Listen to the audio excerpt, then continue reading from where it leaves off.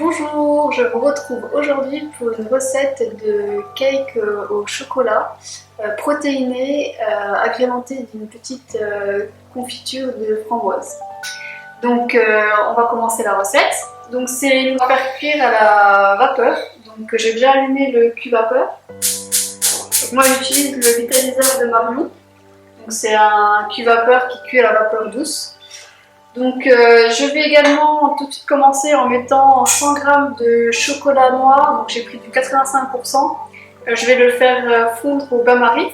Donc je vais commencer par ça, parce que c'est le plus long. Et du coup on va commencer à mettre les ingrédients dans le saladier. Donc on va commencer par le tofu soyeux. Donc le tofu soyeux, c'est du tofu mais qui est beaucoup plus mou que le tofu ferme. Donc voilà, donc c'est ça qui va en fait faire que enrichir le cake en protéines. Donc je vais mettre ce qui me reste, donc c'est 300 g. Donc le tofu soyeux, on peut s'en servir également pour faire des mousse au chocolat, des appareils à quiche, des omelettes, des choses comme ça, du tofu brouillé, voilà, c'est beaucoup pour ça qu'on l'utilise. Donc le tofu soyeux est mis, je vais également mettre le sucrant. Donc comme d'habitude, moi j'utilise toujours, pratiquement tout le temps du sucre de coco. Donc le sucre de coco qui a un indice glycémique bas. Donc privilégiez plutôt ce genre de sucrant dans vos gâteaux. Donc je mets à peu près 80 g.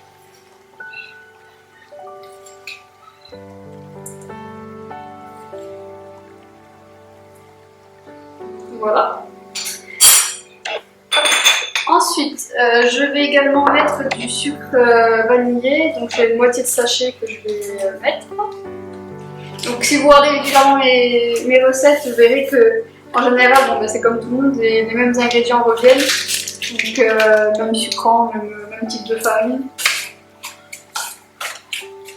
Sauf qu'aujourd'hui non, parce que j'ai décidé de faire un gâteau en fait exprès pour les personnes qui ne peuvent pas manger de gluten. Donc ça va être un gâteau sans gluten. Donc je mélange le sucre avec le tofu soyeux. Hop. Donc ce qui est bien avec ce gâteau, c'est un gâteau express. En un quart d'heure, je pense qu'il est fait, avant cuisson bien sûr. Puis après, avec la cuisson à la vapeur douce, ça cuit tout seul. Après, on peut faire autre chose, on pourrait le surveiller. Après, vous pouvez aussi le faire au four si vous n'avez pas de cuiseur à vapeur. Moi, je fais ça dépend des fours, je ne sais pas toujours.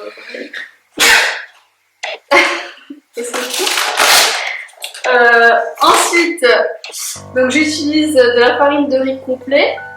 Donc je vais en mettre là 120 g parce que je vais compléter avec de la farine de cacahuète. Donc pareil, la farine de cacahuète, ça permet d'enrichir le cake en protéines. Et du coup, voilà, c'est toujours sympa aussi d'apporter autre chose que des glucides lors des collations.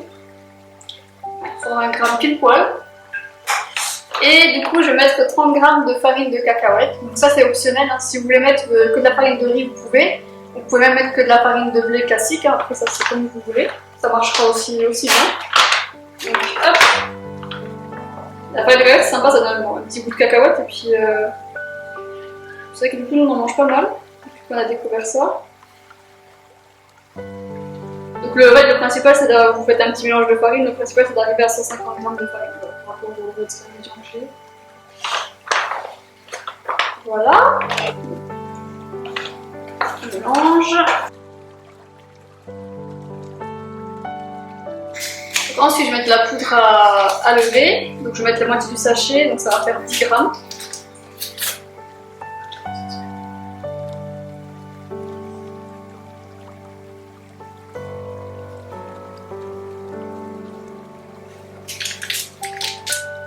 Et un petit peu de vinaigre de cidre, donc ça j'avais déjà expliqué dans une précédente vidéo. Le vinaigre de cidre, ça sert en fait à avoir une petite réaction avec la levure et permettre de gonfler un peu mieux le gâteau. Ce que ça fait, là, ça fait des petites bulles.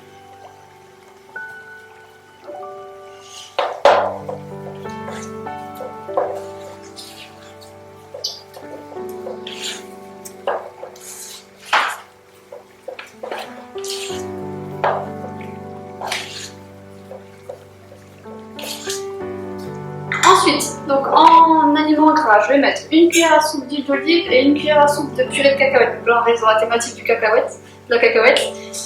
Vous pouvez remplacer ça par, si vous n'avez pas de purée de cacahuète, ou si, par exemple si vous êtes allergique à la cacahuète ou quoi que ce soit vous mettez notre purée d'oléagineux, soit vous mettez que de l'huile d'olive. Soit si vous n'avez pas d'huile d'olive ni de purée de cacahuète, vous mettez 2 cuillères à soupe de margarine végétale fondue. Voilà. Donc là, hop, une cuillère d'huile d'olive. Alors moi je fais toujours un peu à l'œil. Sur le pot épervé. Un peu partout, c'est bien. Donc hop. Alors, moi j'adore. Nous on est très grands consommateurs de purée de cacahuètes. Ça c'est un truc. C'est quelque chose qu'on a toujours chez nous. Toujours. C'est vraiment la purée d'oléagineux pour nous à avoir chez soi. Quoi. Enfin, pour nous, quoi. C'est l'achat la plus bon marché, donc c'est vrai que si vous avez un petit budget, bon, ben, voilà. Avec la purée par exemple de noisettes, c'est un coup. Donc, et puis c'est vrai que ça donne tout de suite un sucre. Enfin voilà, la cacahuète, au général, tout le monde aime ça quand même. Donc ça donne un bon goût. Voilà, donc voilà, là j'ai fini pour ça. Maintenant je vais d'abord prendre le. Regardez si le chocolat est fondu, là il reste un petit peu. Donc je vais déjà vous expliquer du coup comment j'ai fait ma petite compotée de framboises. Donc j'ai pris 100 g de fruits rouges surgelés, donc de framboises surgelées. Vous pouvez remplacer bien sûr par myrtille ou un mélange de fruits rouges ou même des fraises. Donc au début, j'ai mis 100 g et en fait j'ai mis une cuillère à soupe de crème de chia. Donc, et au début je voulais le faire chauffer, puis je me suis aperçue en fait en le laissant reposer ensemble que ça fait déjà une compotée. Il n'y a pas besoin vraiment de faire cuire. Donc du coup je vais le laisser comme ça. Et ça du coup je vais le mettre au milieu du gâteau. Ouais, c'est un test en fait, jamais fait jusque là ça, mais je pense que ça va être bon. Donc voilà, je pense que le chocolat il va être pas mal. Je vais l'enlever. Il reste un tout petit peu.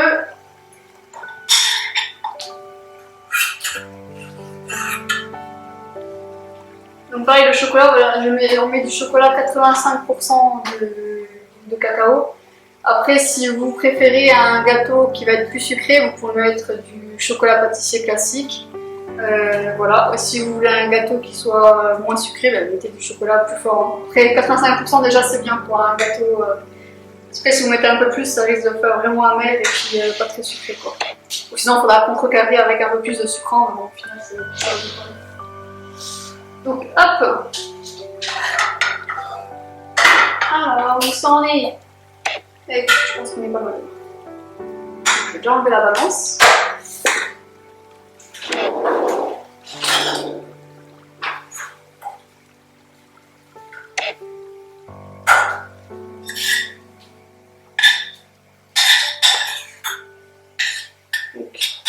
Si vous pouvez, faites plutôt au bain-marie plutôt que de mettre du liquide dans une casserole avec du chocolat, c'est toujours mieux. Ça va mieux fondre, hein. Ça c'est une astuce, je sais pas si vous la connaissez, mais moi j'ai fait les deux et puis c'est vrai que je me suis toujours aperçue qu'en fait au bain-marie c'est beaucoup mieux. Donc, là j'ajoute le chocolat. Alors cette recette elle va très bien aussi accompagnée de crème anglaise. Moi je vais pas pouvoir en faire parce que j'ai pas de douche de vanille. Mais c'est sympa, donc c'est pour ça comme je me suis dit avec la compotée de framboise du coup ça va aller bien quoi. Et sinon vous pouvez faire ça avec une crème anglaise ou sinon vous pouvez l'accompagner également de chantilly. Donc nous en général on achète les pots de chantilly tout fait, mais après vous pouvez faire de la chantilly coco maison. Voilà. Ou accompagner ça aussi de... Ce que Laurent il fait pas mal aussi c'est de compote de pommes. Voilà, vous mettez ça dans votre assiette. C'est sympa aussi. Donc, je mélange. Et puis, du coup, pourquoi vous verrez si vous essayez de faire le gâteau à la vapeur, alors plutôt qu'au four, le gâteau sera vachement plus moelleux en fait. Par contre, il n'y aura pas la croûte. Alors, après, ça dépend si vous aimez. C'est pour ça que des fois, je le fais au four, puis des fois à la vapeur, comme ça, ça nous change aussi, quoi. Voilà. Donc, nickel. Le gâteau, il est beau. Donc nous, le cuiseur à vapeur, on l'a depuis, enfin là, c'était quoi, 8 ans, 9 ans qu'on l'a. On l'utilise pratiquement tous les jours. On s'en sert pour faire cuire des céréales, pour faire cuire les légumes à la vapeur bien sûr. Puis du coup pour faire les gâteaux, le pain, c'est vraiment pas mal comme ustensile de cuisine, comme appareil aussi. Puis l'avantage c'est que du coup c'est un truc que vous pouvez garder tout petit parce que du coup ça peut pas ne plus fonctionner, c'est pas électrique. Donc voilà. Je vais mettre un petit peu d'huile d'olive quand même. En tout cas ça c'est le moule qu'on a avec le cuiseur à vapeur. Donc je vais mettre un petit peu d'huile d'olive quand même en fond. Et du coup je vais verser une moitié du gâteau, je vais mettre la compotée dedans et après je vais remettre l'autre moitié du gâteau.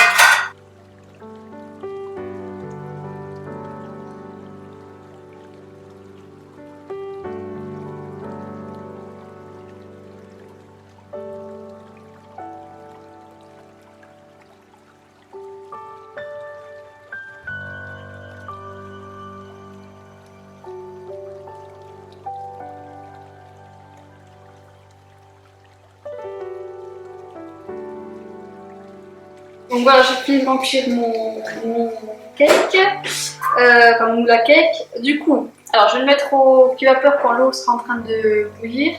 Je pense que je vais le mettre à peu près 45 minutes, donc je vous planterai juste un couteau pour voir si là c'est cuit. Si vous le faites au four, alors mettez-le à 200 degrés pendant une demi-heure. Plantez le couteau, puis suivant si votre four est plus ou moins puissant, vous mettez plus longtemps. Voilà, bah écoutez, je vous retrouve pour la dégustation.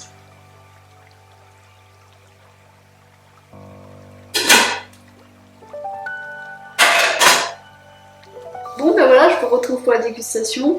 Donc j'ai pas encore goûté. Là on est le lendemain de quand j'ai fait la recette, je n'avais pas pu goûter, c'était trop tard quand c'était fini de cuire. Donc voilà, j'ai pris ça, donc je me suis servi ça avec un petit café, et puis je vais goûter ça.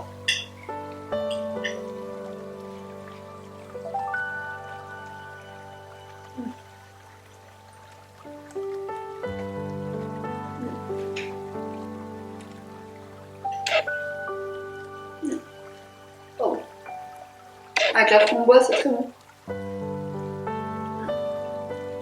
Je dois vous avouer quelque chose. C'était un petit test, j'avais jamais essayé avec la framboise. Je savais pas comment ça allait réagir au niveau de la texture, tout ça, mais super bon. Très très bon. Moi, la framboise avec le chocolat, ça va trop bien.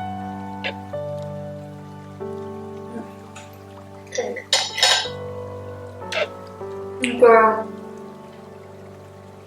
voilà l'idée de petits gâteaux qui restent sains, légers, faciles à faire comme vous avez pu voir.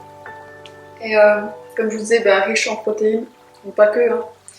Riche aussi en magnésium avec le chocolat, riche en bonne source d'oméga avec les graines de chia.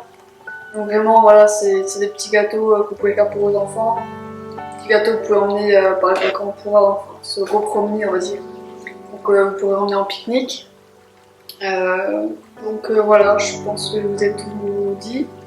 Moi je vais continuer à manger ça, je vais me régaler avec mon petit café. Voilà, la journée est sympa quand c'est comme ça. Donc voilà, je vous dis donc à bientôt, sûrement pour une nouvelle recette. Voilà, n'hésitez pas à me laisser un petit commentaire si vous essayez la recette, me dire ce que vous en avez pensé. N'hésitez pas à partager, n'hésitez pas également à vous abonner, ça nous encourage toujours. N'hésitez pas également à me dire quel type de recette vous voudriez trouver, ou quel type de vidéo, est-ce que vous voudriez autre chose que des recettes, par exemple plutôt retour de cours, plutôt des explications sur les livres de recettes que j'ai vegan, etc. Donc n'hésitez pas vraiment à me faire un retour. Voilà, je vais lire vos commentaires et j'en prendrai compte. Bon, mais sur ce, je vous laisse, je vous dis à bientôt. Au revoir.